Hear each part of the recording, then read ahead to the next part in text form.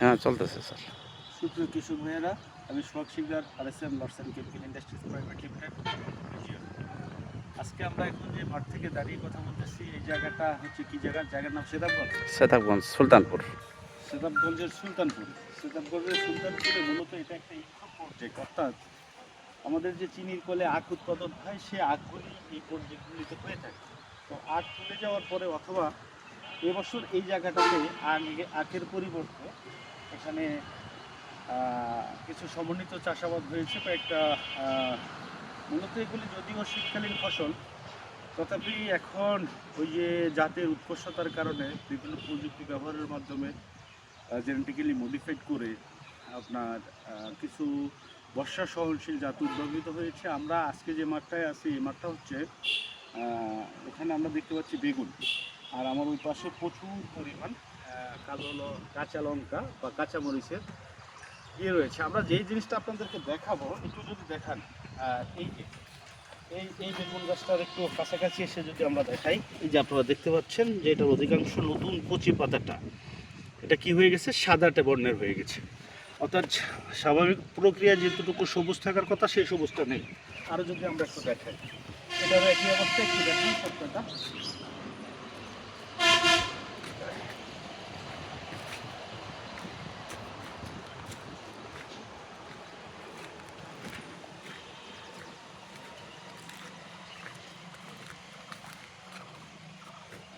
মোটামুটি যদি আমরা দেখাই যে ওনার এই যে বেগুন ক্ষেতের একটা অংশ জুড়ে দেখেন, বেগুন ক্ষেতটা কিন্তু ওই পাশেও রয়েছে, সামনের দিকে প্রশস্ত অনেক লম্বা ক্ষেত, বাট এখান থেকে মাঝামাঝি বেশ কিছু একটা অংশ জুড়ে এই ধরনের প্রবলেমটা আমরা দেখতেছি, যেটা হচ্ছে নতুন কচি পাতাটা একেবারেই কি বলে সাদাটে বর্ণের হয়ে গেছে এবং গাছটা ঝিমাচ্ছে, মোটামুটি বসে গেছে, এরকম একটা ভাব আর কি। তো এই বিষয়টা নিয়ে আপনাদের সাথে একটু কথা বলবো। আমরা এই জায়গাটা বেশি করে এই প্রবলেমটা দেখতে পাচ্ছি। এই প্রবলেমটা নিয়ে যদি একটু কথা বলি, মোটামুটি আমরা এখানটায় যদি দাঁড়াই বা বসি, তাহলে আপনারা দেখতে পাচ্ছেন যে এই যে একেবারে কচি পাতা, সদ্য বের হওয়া পাতাগুলি সবচেয়ে বেশি সাদা, আর হচ্ছে আপনার অপেক্ষাকৃত এর থেকে ওল্ডার যে লিফগুলি আছে, সেই লিফগুলি অপেক্ষাকৃত একটু কম কি বলে সাদা। নিচের যে অংশগুলি আছে সেগুলি মোটামুটি নিচের দিকের পাতাগুলি এখনো সবুজ সতেজ রয়েছে। আসলে এই প্রবলেমটা কি, এই প্রবলেমটার কি সমাধান হতে পারে? এখন এই ক্ষেত্রে বালাইয়ের যেই পর্যায়ে রূপ নিয়েছে, এই পর্যায়েতে এই জিনিসটাকে সারিয়ে তোলাটা মানে ব্যাপকভাবে একটা ডিফিকাল্টির ভিতরে পড়ে গিয়েছে। তারপরে কৃষক ভাই যদি আন্তরিক হয় এবং উনি একটা ভালো পরামর্শ পায়, তাহলে হয়তো কিছুটা রিকভারি করা যেতে পারে। আপনারা জানেন যে জেনেটিক মডিফাইড যে সমস্ত ক্রপসগুলি আছে, অর্থাৎ জেনেটিক্যালি মডিফাইড, বিশেষ করে আপনার কী বলে, বিশেষ করে উচ্চ ফলনশীল এবং হচ্ছে হাইব্রিড যেই জাতগুলি আছে, সেই জাতগুলিতে আমাদের জমি নির্বাচন, জাত নির্বাচন, এগুলি অত্যন্ত গুরুত্বপূর্ণ একটা বিষয়। তো আপনারা একটা জিনিস লক্ষ্য করে দেখবেন, একই জাতের কি বলে বেগুন গাছ এখানে করেছে। যদি আমরা একটু লম্বাভাবে দেখাই, দেখেন ওই দূর দৃষ্টি যাচ্ছে এখানে, সেই জায়গা পর্যন্ত কিন্তু এখানে বেগুনের চাষ। ওপাশে যদি আমরা দেখি দিগন্ত জোড়া মাঠ ভরে লঙ্কা, কাঁচা লঙ্কা বা কাঁচামরিচ। কিন্তু এই একটা নির্দিষ্ট জায়গায় এই প্রবলেমটা অ্যারাইজ করেছে। এখন এই প্রবলেমটা কি? আমরা সচরাচর এখানে এখন সিমটম দেখে যে জিনিসগুলিকে গেস করতে পারি, যদিও আমাদের এখানে সয়েল টেস্ট করা হয়নি বা ফার্মারের সাথে ওইভাবে আমরা এখনো কথা বলতে পারি না, উনি কী কী নিউট্রিশন দিয়েছেন, কী কী জিনিসের ঘাটতি আছে। প্রাথমিকভাবে যেটাকে মনে হয় সেটা হচ্ছে গাছের কচি পাতা যখন সাদা বর্ণের হয়ে যাবে, এটা অনেকগুলি কারণে হতে পারে। তার ভিতরে একটা গুরুত্বপূর্ণ কারণ হচ্ছে গাছে যদি গন্ধকের প্রয়োগ, মানে মাটিতে গন্ধকাইমিন সালফারের পরিমাণ কমে যায়। এই সালফার গাছের সেকেন্ডারি একটা এসেনশিয়াল এলিমেন্টস, প্রয়োজনীয় পুষ্টি উপাদান। এটার অভাব যদি হয়, তাহলে গাছের কচি পাতা তার স্বাভাবিক যে কালার থাকার কথা সেই কালারটা হারিয়ে সাদাটে বর্ণের হয়ে যায়। এটা একটা কারণ হতে পারে। দ্বিতীয়ত হচ্ছে আমাদের জমির যে ভৌতিক গুণ, ক্ষারীয় এবং হচ্ছে অ্যাসিডিক, এইটার কারণে যদি কোনো কারণে আমাদের জমির যে পুষ্টিগুলি দেওয়া হয়েছে সেই পুষ্টি উপাদানটা লক হয়ে যায়, তাহলে গাছ যদি তার প্রয়োজনীয় পুষ্টি, বিশেষ করে ক্লোরোফিল তৈরিতে সাহায্য করে এমন যে পুষ্টি উপাদানগুলি আছে, সেই পুষ্টি উপাদানগুলি যদি গাছ প্রয়োজন মতো না পায়, তাহলেও সেক্ষেত্রে ক্লোরোফিলের অভাব হলে এই ক্লোরোসিস প্রবলেমটা দেখা দেয়। এখানে যেটা লক্ষণীয় বিষয় সেটা হচ্ছে যে প্রথম প্রাথমিকভাবে যে সিমটমটা আমরা দেখতেছি, সেই সিমটমটা আমার কাছে যেটা মনে হচ্ছে, যেহেতু একই ক্ষেতে আপনার অপর গাছগুলি বেশ ভালো আছে, কিন্তু এখান দিয়ে কিছু একটা জায়গায় বেশ কয়েকটা গাছের একই ধরনের ব্যাপার। এখানে কয়েকটা জিনিস আপনার নজরে এনে হয়তো আমাদের চিকিৎসাটা করতে পারি। যদিও আমাদের কৃষি বিজ্ঞান বা মাঠ পর্যায়ের কৃষিতে এখনও আমরা প্রযুক্তির সর্বোচ্চ উৎকর্ষতা সাধন করতে পারিনি, যে সয়েল টেস্ট করে বা টিস্যু টেস্ট করে আমরা প্রবলেমটাকে ডায়াগনোসিস করব। এখন অ্যাকচুয়ালি যে সফলতা বা সাকসেস রেট তখনই বেশি আছে যখন 3টা স্টেপ ফলো করে এই জিনিসটা করা যেতে পারে। সেটা হচ্ছে কি, যে প্রথম এক্সাম, পরীক্ষা নিরীক্ষা করা, দেন প্রপার প্রবলেমটাকে ডায়াগনোসিস করা, দেন হচ্ছে ট্রিটমেন্টে যাওয়া। এই 3টা স্টেপ ফলো করে যদি আমরা আমাদের মাঠ ফসলের পরিচর্যা করতে পারি, তাহলে আমাদের বালাই ব্যবস্থাপনায় আমাদের সাকসেস রেট 90-র উপরে থাকবে ইনশাআল্লাহ। এই জায়গাটায় আমরা আরও যেটা করতে পারি সেটা হচ্ছে যে ওনার সাথে হয়তো কথা বলে প্রপারলি বুঝতে পারতাম যে প্রবলেমটা আসলে কি। আপনারা অনেক ক্ষেত্রে জেনে থাকবেন যে বিভিন্ন ধরনের ভাইরাসের প্রাদুর্ভাব যখন বেড়ে যায় তখন এই ধরনের সিমটম শুরু হয়। কিন্তু ভাইরাসের কারণে যখন এই ধরনের সিমটম শুরু দেখা দিবে, সেটার লিফ কার্ড থাকবে, এখানে কিছুটা লিফ কার্ডও আছে।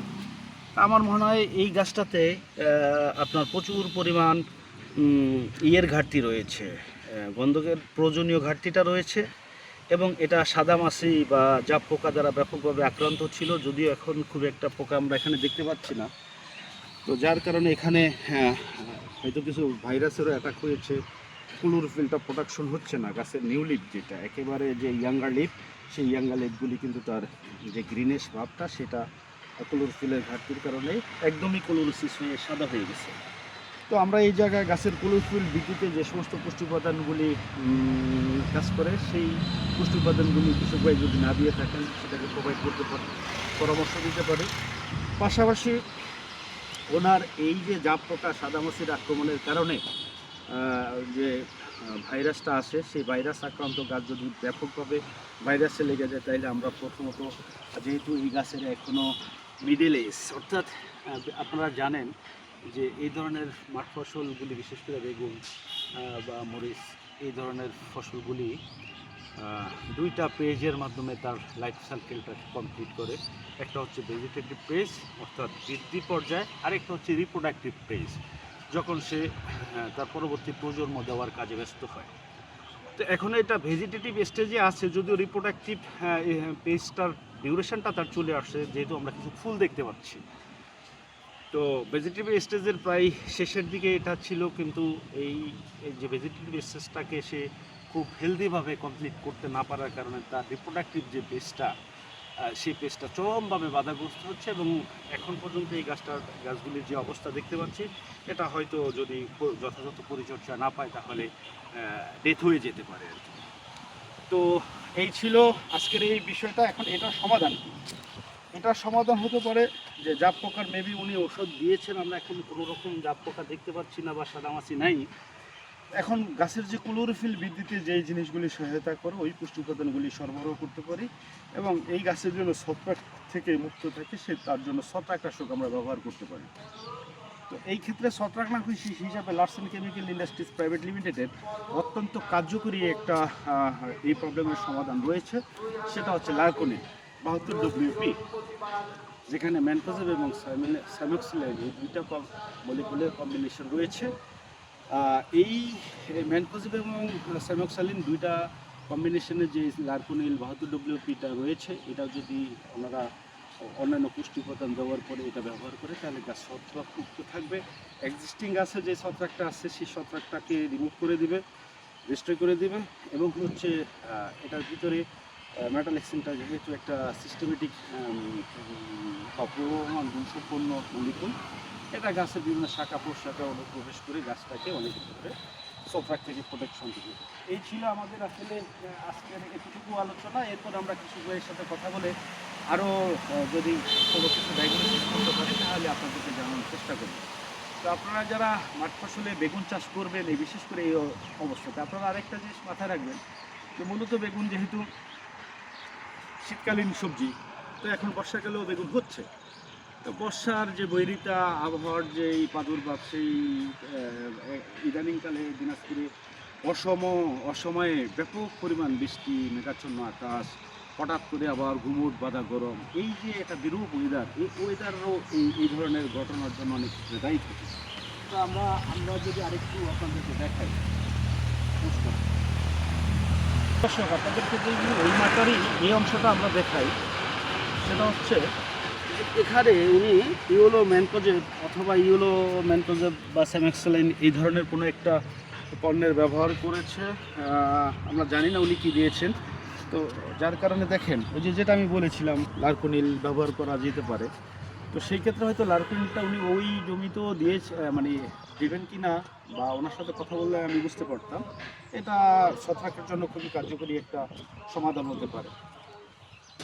আপনার এই প্রজেক্টেরই যে লঙ্কার যে কাঁচা লঙ্কার যে জমিটা রয়েছে, সেই জমি আপনাদেরকে এখানে যদি দেখাই, আমার কাছে যেটা মনে হলো বাণিজ্যিকভাবে চাষাবাদের জন্য এই কৃষক অত্যন্ত সচেতন, মোটামুটি বলা চলে একজন লোক।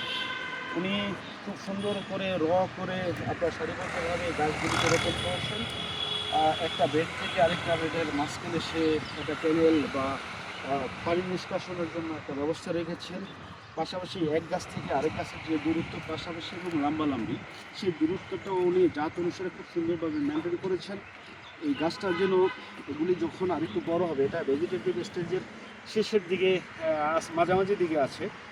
এটা আসলে প্রোডাক্টিভ পেজ এবং ভেজিটেটিভ পেজটা মরিচ গাছটা সচরাচর মানে অনেক সময় দুইটা পেজকে এক সময় কন্টেইন করে। কিভাবে যে এটা একটা সময় ব্রাঞ্চেস বাড়তেও থাকবে, পাশাপাশি তার ফুল ফলও আসবে। এগুলি জেনেটিক্যাল চেঞ্জের কারণে বা মোটিভেশনের কারণে এটা সম্ভব হয়েছে।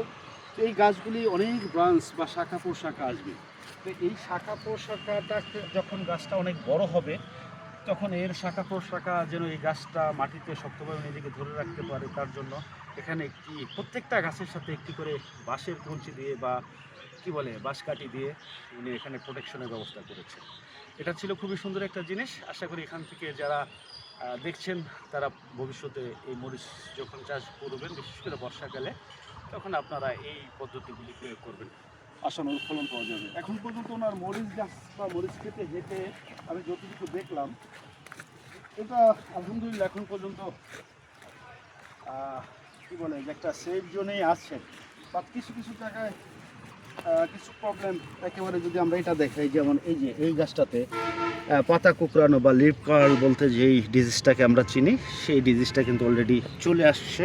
এখানে ওনাকে একটু সতর্ক হতে হবে। এটা মূলত থ্রিপস এবং সাদামাছির কারণে হয়ে থাকে।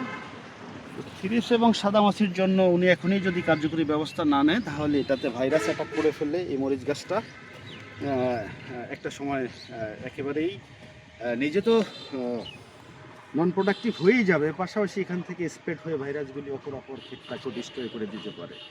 তো যারা দেখছেন তারা এই বিষয়গুলিতে একটু সতর্ক হবেন। এই কৃষক ভাইকে ইনশাল্লাহ আমরা বলবো। আমরা যদি আরেকটু আসি, দেখেন এটা যেহেতু একটা আখের প্রজেক্ট, তো এখানে মোটামুটি ব্যবস্থাপনাটা ভালোই বলা চলে। লাম্বালাম্বিভাবে পানি আনার জন্য এখানে একটা রয়েছে। আমরা যদি লাম্বালাম্বিভাবে একটু দিকে দেখাই, মাঝখান দিয়ে পানি পরিবহনের জন্য একটা ব্যবস্থা করা হয়েছে এবং একটা নির্দিষ্ট দূরত্ব পরপর যাতে এই পানিটা সম্পূর্ণ খেতে প্রয়োজনীয় পানিটাকে দিতে পারে, আবার অতিরিক্ত পানিটাকে নিষ্কাশন করে বের করে দিতে পারে, সেই ব্যবস্থাটা উনি দিচ্ছেন।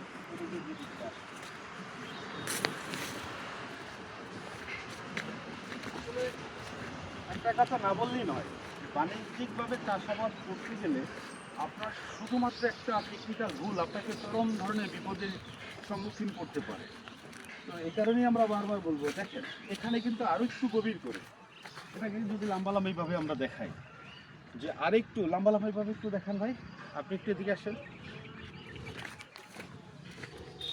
মোটামুটি গভীরভাবে সে একটা ক্যানেল লাম্বালাম্বিভাবে এই মাথা থেকে ওই মাথা পর্যন্ত করেছেন অতিরিক্ত পানিটাকে এখানে জমা রাখার জন্য, এবং এখানে যখন জমে যাবে তখন প্রয়োজন বোধে শ্যালো মেশিন বা অন্যান্য মেশিনের মাধ্যমে এই পানিটাকে অন্য জায়গায় ট্রান্সফার করলে এই ক্ষেতটা নিরাপদ থাকবে। তো আপনারা যেটা দেখছিলেন আর কি, দেখেন আমার যতটুকু দৃষ্টি যায় এখানে এই প্রজেক্টটাতে পুরোটাই হচ্ছে কাঁচামরিচের মাঠ। তো এই মাঠটা আসলে আজকে ভিজিট করতে এসে আমার খুবই ভালো লাগছে। এখন পর্যন্ত ওনার এই মরিচ কাঁচা লঙ্কা গাছের যেই স্বাস্থ্য সেটা সুস্বাস্থ্যই বলা চলে।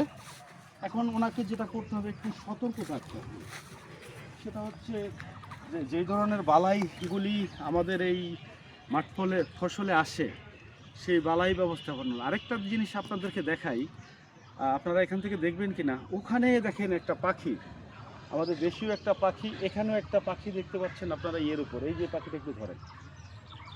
এই যে কাঠিগুলি দেওয়ার পেছনে কয়েকটা কারণ আছে। এটা যেমন গাছকে ঢলে পড়া থেকে মুক্ত করবে, রক্ষা করবে, পাশাপাশি আমাদের যে সমস্ত পাখিগুলি আছে এগুলি প্রকৃতির বন্ধু, আমাদের বন্ধু, প্রাকৃতিক নানান সমস্যার সমাধানে এদের বিশেষ ভূমিকা রয়েছে। আপনারা দেখছেন পাখিগুলি একটা কাঠি থেকে আর একটা কাঠিতে উড়ে যেই পোকাগুলি তাদের পক্ষে খাওয়া সম্ভব সেগুলি খেয়ে তারা জীবিকা নির্বাহ করতেছে। আবার পাশাপাশি এই ফসলটাকেও তারা সুরক্ষা, এই যে ভাই এদিকে তাকান আপনি, এই ফসলটাকে সুরক্ষিত করার জন্য চেষ্টা করছে। তো এই অবস্থাতে আপনাদের মাঠে সাদামাছি বা থ্রিপ আছে কি না এটা আপনারা কীভাবে বুঝবেন? একটা গাছের কাছাকাছি যে এভাবে আলতোভাবে যদি গাছটাকে আপনারা এভাবে একটু নাড়া দেন, তাহলে আপনারা সাদামাছি দেখুন ছোট ছোট পাখাযুক্ত এগুলি উড়াউড়ি করে। তো আমরা আলহামদুলিল্লাহ, আমার কাছে মনে হচ্ছে ভদ্রলোক ইমিডিয়েটলি কার্যকরী কোনো সমাধান এখানে করেছেন, যার কারণে আমরা এখন পর্যন্ত সাদামাছি বা জিনিসের কোনো প্রাদুর্ভাব এখানে দেখি না। মরিচের সচরাচর লিপকাল অর্থাৎ পাতা কুকরানো সমস্যাটা একটা বড় ধরনের সমস্যা, যেটা থেকে পরবর্তী ভাইরাস হয়ে গাছ ডিস্ট্রয় হয়ে যেতে পারে। মরিচের ফুল ছিদ্রকারী একটা পোকা থাকে, এটাও এক ধরনের একটা সমস্যা। এটাকেও এই যে পাতা খেকো পোকা এবং হচ্ছে ফল ছিদ্রকারী পোকাটা, এটা অনেক ক্ষেত্রে যখন কি বলে, এটা লাইফ সার্কেলের 4টা পর্যায় থাকে, একটা পূর্ণাঙ্গ মদ, একটা হচ্ছে ডিম, তারপরে কীরা, তারপর লার্ভা এবং কীরা, এই 2টা পর্যায়ে এই পোকাগুলি এই মাঠ ফসলের চরম ক্ষতি করে থাকে। তো আমরা লার্ভা দমন এই জন্যই করবো, মদ দমন এই জন্যই করবো, কারণ মদ ডিম পারে, সেই ডিম থেকেই কিন্তু আপনার কীরা হয়, কীরা থেকে লার্ভা হয়। আর এই মাঠ ফসলে আপনারা আরেকটু যদি কৌশলী হন, সেক্ষেত্রে আপনারা এই ধরনের মলিকুল ইউজ করবেন, যেই মলিকুলটা আসলে পোকার কাইটিং সংশ্লেষণে বাধা প্রদান করে। অর্থাৎ পোকা যে তার জীবনচক্রের একটা পর্যায় থেকে আরেকটা পর্যায়ে তার যে রূপান্তর, এই রূপান্তরিত হওয়ার যে প্রক্রিয়াটা, এই প্রক্রিয়াটায় যদি যেই মলিকুলগুলি বাধা প্রদান করে, সেই মলিকুলগুলি যদি আপনারা একটু নির্বাচন করে এই সমস্ত মাঠের প্রয়োজন অনুসারে কৃষি অফিসের পরামর্শ অনুসারে আপনারা ব্যবহার করতে পারেন, তাহলে হবে কি, ওই পোকাটা তার পূর্ণাঙ্গ লাইফ সাইকেলটা শেষ করতে পারবে না এবং মাঠ ফসলের জন্য সেই ক্ষতিকারক হয়ে উঠতে পারবে না। তো আজকের এই লঙ্কা গাছ থেকে, ভাই এই জমিটা কি আপনার? জি, মিলন ভাই, মিলন ভাই কি আছেন আশেপাশে? আচ্ছা, মিলন ভাই নাম্বারটা কি আপনি দিতে পারবেন আমাদের কাছে? আমার কাছে নাই, আগে ওখানে লোক আছে তো। আচ্ছা আমাদেরকে দেখতে পারলে কে লোক দিল। আচ্ছা, এটা হচ্ছে আপনার কি নিজস্ব মানে আপনারা মিলন ভাই এই প্রজেক্টটা করে থাকেন, তাই তো? আচ্ছা, আমরা আসলে লার্সেন কেমিক্যাল ইন্ডাস্ট্রি প্রাইভেট লিমিটেডের আরেকজন, এবং উনি হচ্ছে আমাদের এই সেতাবগঞ্জের আমাদের লার্সেনের প্রতিনিধি জনাব মিলন। তো আমরা আসলে আপনাদের ওই যে ওখানে বেগুন ক্ষেতটা দেখলাম, বেগুন ক্ষেত্রে কিছু জায়গায় দেখলাম যে একটু ফ্লোরোসিস রোগ ধরে ফেলছে। বীজ এলো তো, লোক দ্বারা বীজ দেওয়া হয়, ধরে রাখছে, বীজটা বেশি পরিমাণ গাছটা পড়ে গেছে। আচ্ছা আচ্ছা, এই জন্য কাটা গেল। আমার যদি একটু বলতেন খুলে। মানে যখন বীজগুলো ঘুলে বীজ ঘোলার পরে বীজটা গাছটার পর বেশি পড়ে গেছে বিষ বিষ বিষ। আচ্ছা, এই যে দেখেন, আমরা ওই সময় যে আপনাদেরকে বেগুন ক্ষেতের যে প্রবলেমটা দেখিয়েছিলাম, সেটার পিছনে আজকে এখন ওনার কাছ থেকে একটা নতুন কারণ হওয়ার জানতে পারলাম। সেই কারণটা হচ্ছে যে তারা যখন কীটনাশক স্প্রে করেছিল বা বিষ স্প্রে করেছিল, ওনার ভাষ্য মতো যেটাকে বিষ বলা হয়, এটা অতিরিক্ত মাত্রায় ওখানে পড়ার কারণে ওটার ক্লোরোফিলটা নষ্ট হয়ে গেছে। তো এই ক্ষেত্রেও আসলে আমরা যখন ডোজটা মেনটেন করব, একটু সতর্ক থেকে করব। এর কারণ হচ্ছে যে আপনি পানি, যেমন পানির অপর নাম জীবন, আবার এই পানি অতিরিক্ত হলে কিন্তু জীবন হানি হওয়ার সম্ভাবনাও থাকে। তো সেই ক্ষেত্রে ওষুধও যেমন জীবন রক্ষাকারী বা প্রয়োজনীয় জিনিস, সেই ওষুধের যদি ভুল ব্যবহার বা অপরিমিত ব্যবহার হয়, তাহলে সেটাও আপনার জীবনের ক্ষেত্রে ঝুঁকিপূর্ণ হতে পারে। তাইলে আমরা ওই যে বেগুনের যে প্রবলেমটা দেখিয়েছিলাম, সেটা আরেকটা কারণ ডায়াগনোসিস হয়েছে। তো যাই হোক, এখানে মূল একটা বিষয় আছে, সেটা হচ্ছে অতিরিক্ত মাত্রায় কীটনাশক ব্যবহারের কারণে যেটা হয়েছে সেটা হলো যে পাতার ক্লোরোফিলের পরিমাণ কমে গেছে। এখন ক্লোরোফিল ডেভেলপ হয় এমন নিউট্রিশনগুলি ওখানে প্রোভাইড করতে পারলে আর গাছটাকে ছত্রাক মুক্ত করতে পারলে আশা করি ইনশাআল্লাহ তাহলে ওই বেগুন ক্ষেতটা রিকভারি হয়ে যাবে। তো ধন্যবাদ ভাই আপনাকে। আমরা আসলে আপনার মাঠটা দেখতে এসেছিলাম। আর একটা মাঠ আছে তো, ওই রাস্তার পাশে একটা বড় ওই পাশে বড় মাঠ আছে, এই লঙ্কা মাঠ। হ্যাঁ লঙ্কা। আচ্ছা, আসলে আমরা এক ছিল, কিন্তু এখানে এসে দেখেন সুপ্রিয় দর্শক, আপনারা যেটা দেখতে পাচ্ছেন যে আমরা যদি এই বনগুলি একটু আলাদা করে দেই, ভাই এই গাছটা কি তুলবো? তোলেন। আচ্ছা,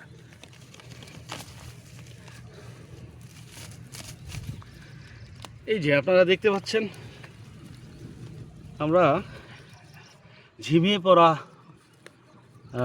মৃত প্রায় একটা গাছকে তুললাম। এখন এত সঞ্জীবনী জীবন শক্তি থাকা সত্ত্বেও মাঠের সকল গাছগুলিতে এই গাছটার জীবন প্রায় শেষের দিকে। এটার আসলে কারণটা কি? এই কারণটা যদি আমরা ডায়াগনোসিস করতে যাই, তাহলে আমাদের পরীক্ষা নিরীক্ষা করতে হবে। এই পরীক্ষার জন্য মূলত কৃষক ভাইয়ের অনুমতি নিয়ে তার মাঠ থেকে এই গাছটাকে আমরা তুলেছি। এখন যদি আমরা আপনাদেরকে জিনিসটা দেখাই,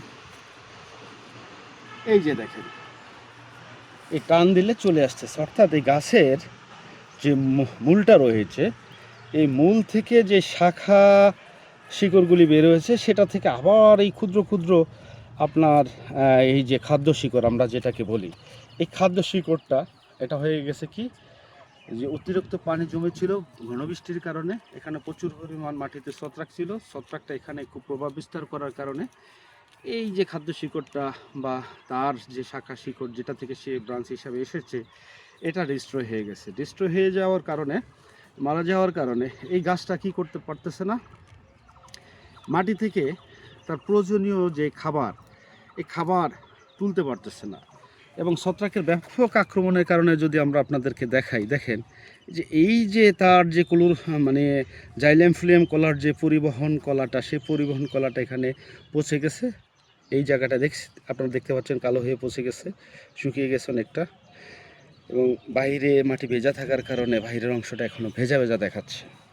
তো এই যে প্রবলেমটা, এই প্রবলেমটা থেকে আপনি আপনার গাছকে যদি রক্ষা করতে চান, তাহলে আমরা জানি যে এই সময় একটু বৃষ্টির প্রাদুর্ভাব থাকবে। তো এই বৃষ্টির প্রাদুর্ভাব বৃষ্টি আসার পূর্বেই অথবা পরপর যদি পানি জমে যাওয়ার কোনো সংখ্যা থাকে, সেক্ষেত্রে আপনারা যেটা করবেন, একটা সিস্টেমেটিক এবং একটা কন্টাক্ট, এই দুই ধরনের ফাঙ্গিসাইডের ছত্রাকনাশকের কম্বিনেশন করে আপনারা আপনাদের মাঠ ফসলের উপরই প্রয়োগ ফলিয়ার স্প্রে করবেন। পাশাপাশি আপনারা সতর্ক থাকবেন যে গাছের গোড়ায় মাটির কিছু একটা অংশ সহ যেন মাটিটাকে ভিজিয়ে দিয়ে স্প্রেটা করা যায়। এর জন্য লার্সেন কেমিক্যাল ইন্ডাস্ট্রিজ প্রাইভেট লিমিটেডের অত্যন্ত কার্যকরী এই সমস্যার একটা সমাধান রয়েছে, সেটার নাম হচ্ছে অ্যাজোবি। এই জায়গাটা আপনাদের একটু সতর্ক থাকতে হবে। অ্যাজোবিটা হচ্ছে অ্যাজোস্টিস্ট্রোপিন এবং সিপ্রোকোনাজলের একটা কম্বিনেশন।